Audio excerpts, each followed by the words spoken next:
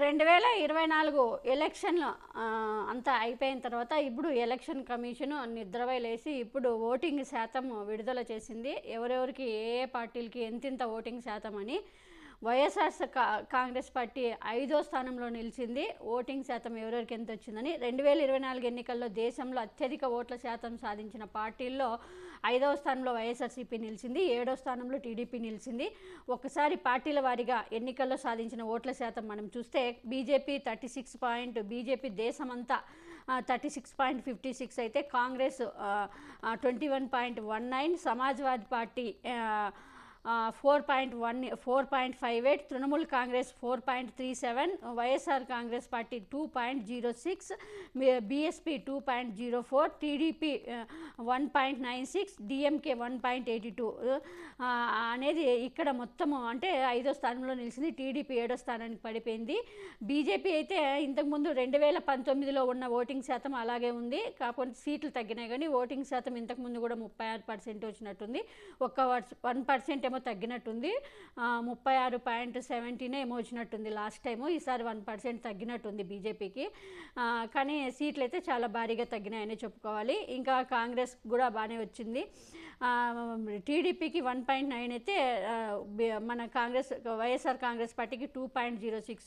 ఈ దేశమంతా ఇది అత్యధిక ఓట్లు సాధించిన పార్టీల లిస్టు విడుదల చేసింది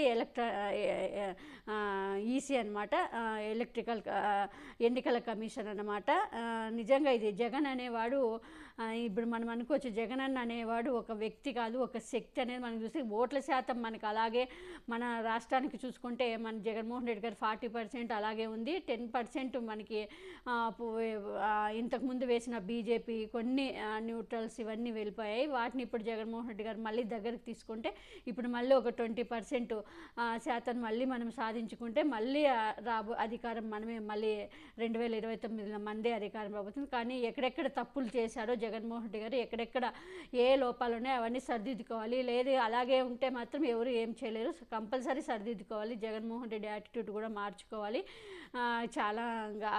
ఎందుకంటే ఇప్పుడు కూడా ఇంకా మారలేదు, అలాగే ఉన్నారు. ఇప్పుడు ప్రతి వారితోనే మీటింగ్లు పెడుతున్నారు పార్టీ ఆఫీస్లో, కానీ వాళ్ళ ఒపీనియన్ తీసుకోవాలి. కానీ వాళ్ళ ఒపీనియన్ తీసుకోకుండా జగన్మోహన్ రెడ్డి గారు తనే లెక్చర్ ఇస్తున్నారని చాలామంది చెప్పుకుంటున్నారు. దాన్ని మార్చుకుంటే రాజకీయ మేధావులు రోజు విమర్శిస్తూనే ఉన్నారు. ఒక్కొక్కసారి రాజకీయ మేధావు కాబట్టి జగన్మోహన్ రెడ్డి గారు పద్ధతి మార్చుకుంటే బాగుంటుందేమో అనిపిస్తూ ఉంది. ఒక చెల్లెలుగా అన్న మంచి కోరుకునే దానిగా ఇంతకంటే నేనేం చెప్పలేను. మీరు బాగుపడాలి, పార్టీ మళ్ళీ అధికారంలోకి రావాలి, పేద ప్రజలకి సాయం చేయాలని కోరుకుంటాము. కాబట్టి మీరు తప్పకుండా మీరు మారాలి. మీ పేదలకు సహాయం చేసేయడం దాంట్లో మానుకోవడం అవసరం లేదు. పేదలకి ఎప్పుడైనా గుర్తిస్తారు. ఈసారి ఒకవేళ గుర్తించకపోయినా మళ్ళీ అయినా ఇప్పుడు ఆల్రెడీ చాలామంది మేము జగనన్నకి కొందరు కాదని మేము ఓటేసాము కూటమికి అంటూ కూడా వాళ్ళు బాధపడుతున్నారు ఇప్పుడు. కాబట్టి తప్పకుండా పేదలకి సాయం చేయొద్దని అయితే ఎవరు చెప్పరు. కానీ కొన్ని కార్యకర్తల విషయంలోనూ తర్వాత చాలామంది కొన్ని కులాలని కొన్ని సామాజిక వర్గాలని మనం దూరం పెట్టడంలో అట్లా జగన్మోహన్ రెడ్డి గారు కొంచెం దగ్గరగా తీసుకొని వాళ్ళని ఇప్పుడు మళ్ళీ దగ్గరికి తీసుకుంటే తప్పకుండా వాళ్ళు మళ్ళీ మిమ్మల్ని ఆదరిస్తారు. కాబట్టి మేము కోరుకునేది కూడా అదే.